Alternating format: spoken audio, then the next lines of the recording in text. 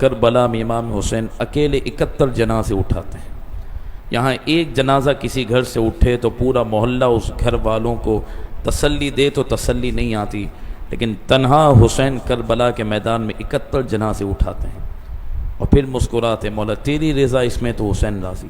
ہم کمزور ہیں، اللہ سے آزمائش نہیں مانگ سکتے، امتحان کے ہم قابل نہیں، بہت کمزور گناہ گار خطا کار ہیں، لیکن یار کبھی کوئی تکلیف آ جائے، کبھی کوئی آزمائش والا معاملہ آ جائے تو بندہ ایک سیکنڈ کے اندر سب بھول جائے، اپنے رب کی ہر نعمت کو بھول جائے، تو پھر اس کی زندگی کا کیا فائدہ؟ صرف میٹھا میٹھا ہپ ہپ، اور پھر تھوڑی سی آزمائش اگر اس کی بارگاہ سے آ بھی جائے بالفعل، ہم تو قابل ہی نہیں ہیں نا، آئی آزمائش، اللہ عافیت میں رکھے، ہم عافیت میں ہی ہیں، لیکن تھوڑا سا معاملہ ہو جائے تو بندہ سب کچھ بھول جائے۔ یہ واقعہ ہمیں مرتے دم تک یاد رکھنا ہے، اس کو بھولنا نہیں ہے۔ یہ ہمارے لیے ایک عظیم سبق ہے کہ حضرت ابراہیم علیہ السلام نے بتا دیا کہ رب کا حکم ہے تو میں بیٹے کو قربان کر سکتا ہوں، تو کیا تو اس کے حکم پر نماز پڑھنے کے لیے تیار نہیں ہو سکتا؟ اس کے حکم پر تو روزہ رکھنے کے لیے تیار نہیں ہو سکتا؟ اور مجھے بتائیں نا اس بندگی میں کیا پھر مقصد ہے کہ جس میں رب کی بارگاہ سے حکم پر عمل ہی نظر نہ آئے؟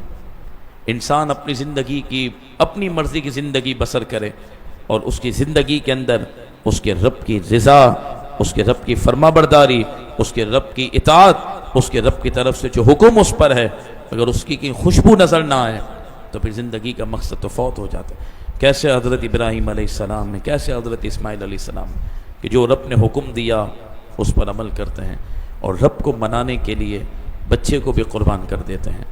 آج بہت ہمارے لیے یہ عظیم پیغام ہے کہ ہم کوشش کریں اپنی زندگی کے اندر دو باتوں کو اپنے اوپر لازم کریں۔ یہی ماہ رمضان شریف کے درس کا بھی مقصد اور پیغام بھی ہے۔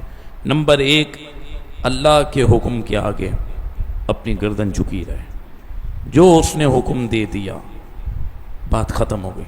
نمبر 2، اس کی رضا پہ راضی رہے، وہ آزمائش میں ڈالے اس کی مرضی، عافیت میں رکھے اس کی مرضی، سکون میں رکھے اس کی مرضی، کوئی غم آ جائے اس کی مرضی۔